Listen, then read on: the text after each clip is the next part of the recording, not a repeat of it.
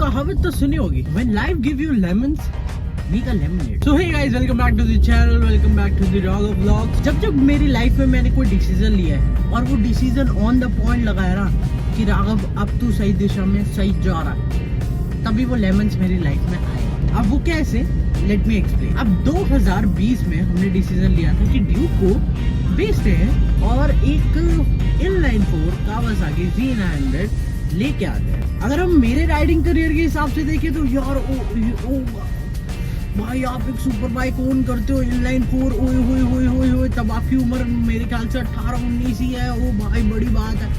ठीक, उसके बाद दूसरी बात यूट्यूब के उस सिनेरियो से देखे भैया क्या व्यूज आ रहे थे, मजा आ गया था। पर वीडियो 50,000 प्लस व्यूज आ रहे थे, चैनल क्या उठ रहा था। I seen channel is growing.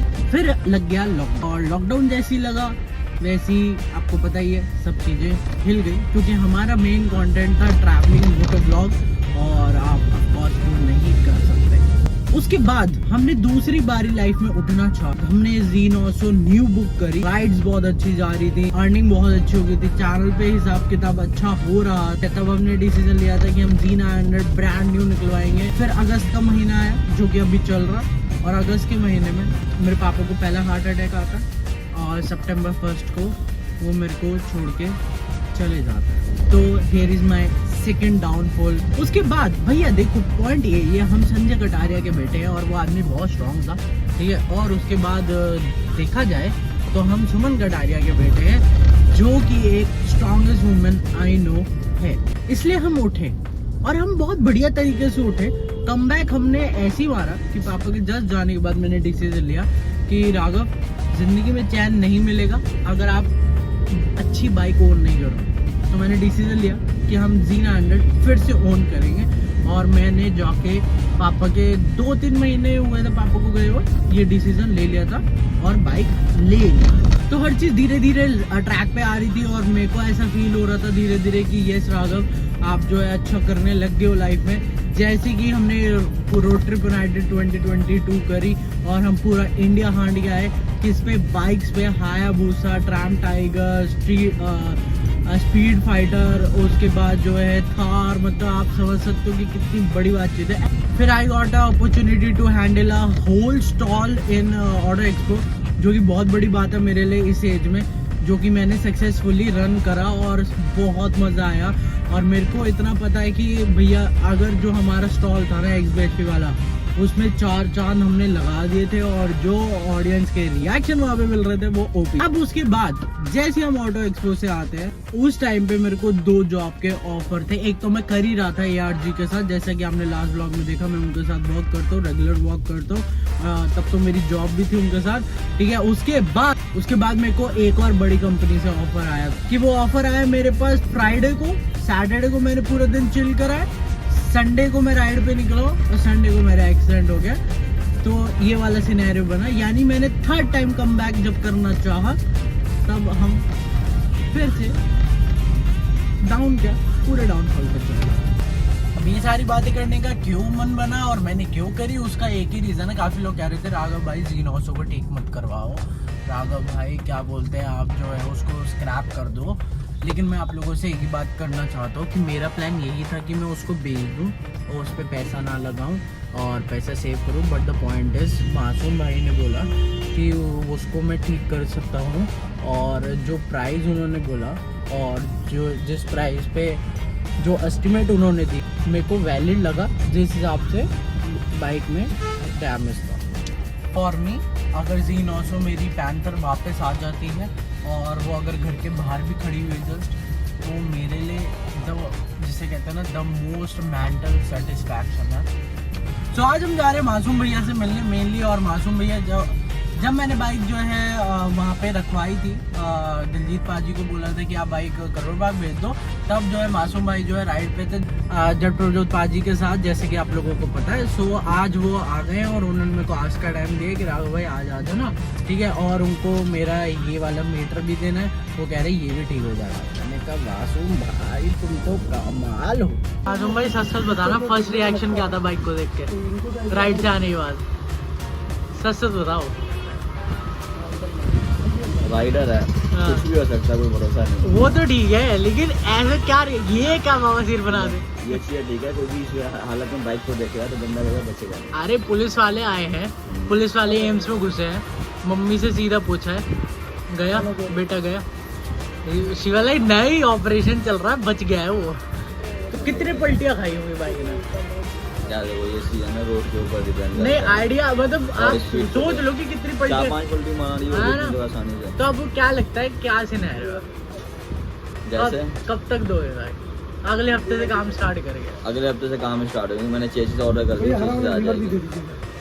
Chassis मैंने ऑर्डर कर दिया, आ जाएगी। हाँ, तो चेसिस जैसे आएगी उसका फटाफट इंजन उतारेंगे, जो इंजन में काम है अभी थोड़ा सा, हाँ। वो इंजन का काम सही कर ठीक करके। इंजन का हेड गया है, चैम्बर गया है, सारे चैम्बर गए हैं उसके। राइट साइड का तो गया, क्लच वाला चैम्बर। क्लच वाला चैम्बर उतना कोई मेजर नहीं है। हाँ, लेफ्ट वाला है, हाँ, वो सब कोई मेजर नहीं है। ठीक है। मेन होता है हेड।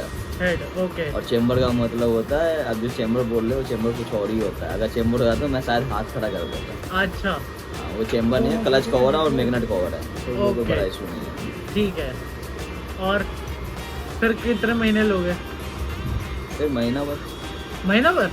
अगले महीने दे दोगे? हाँ हाँ। ये बहुत बढ़िया बात कही भैया। पास में, अरे पता कब मैंने कमल भैया को फोन करा, कमल भैया कितना टाइम लगेगा? कहते 1 वीक में सामान आ जाएगा, 1 वीक में तैयार कर दूंगा।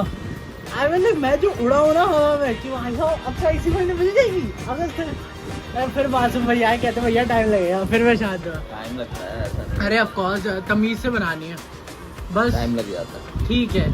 तो देखो मैंने ना आप दिमाग, चाहो तो एक काम कर सकते हो, मैं आपको ऑफर दे सकता हूँ।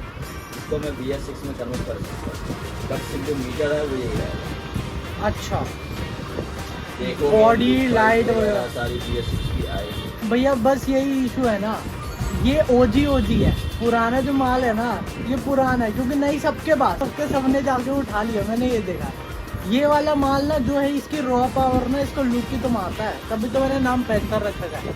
तभी वही सीन बन रहा था, कमल भैया ने भी बोला, भैया तो राइड पे थे, कि इसको ना नई में कन्वर्ट करवा लो, लेकिन उसका सही में वही है कि अभी क्राइसिस है मामला, एक्स्ट्रा पैसे भी लगे हैं।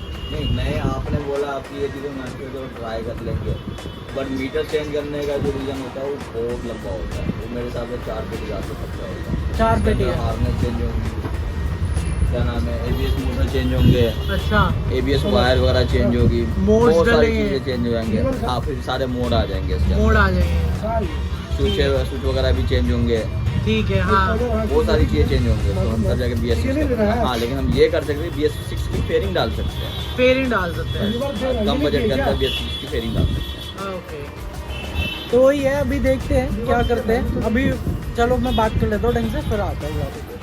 अब अपन ना करोड़ बाग आए थे, तो मैंने सोचा कि इग्निश में भी थोड़ा सा काम करवा देते हैं। मेनली जो है लाइट मैंने जो है जैसे नाइट आई लगाई थी नीचे जो है, तो मैंने सोचा वो हेलोजन डाला हुआ था, तो मैंने सोचा अब इसमें वाइट कलर डलवा देते हैं। और एक पल को हम इन्फो सिस्टम भी चेक कर रहे हैं, तो मैं सोच रहा हूँ बेस ट्यूब की वायरिंग तो डली हुई है, तो बेस ट्यूब भी बिठा ही देता हूँ, क्योंकि 3-4 महीने तो यही चलानी है। सोच रहा था इन्फो सिस्टम भी डलवा लूँ, बट वही बात है कि इतनी ज़रूरत नहीं है। अब भैया घर पे इतनी सारी स्क्रीन है, टीवी है, मॉनिटर है, लैपटॉप है, तो भैया कोई ज़रूरत नहीं है इतना खर्चा करने की, गंदी बात होती है।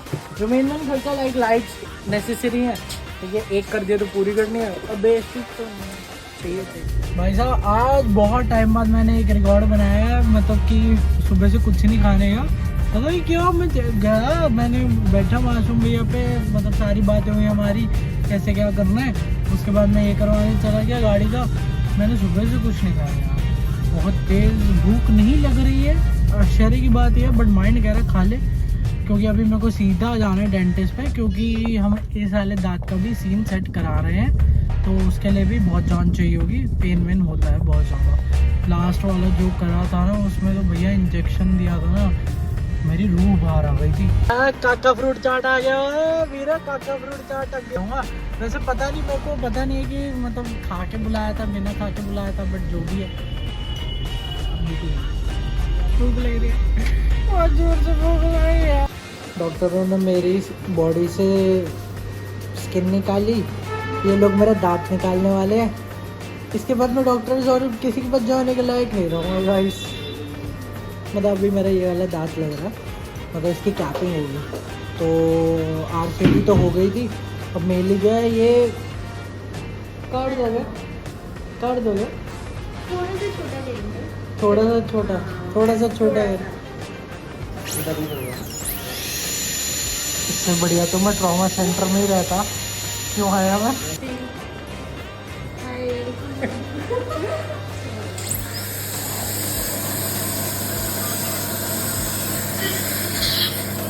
मेरी नाक में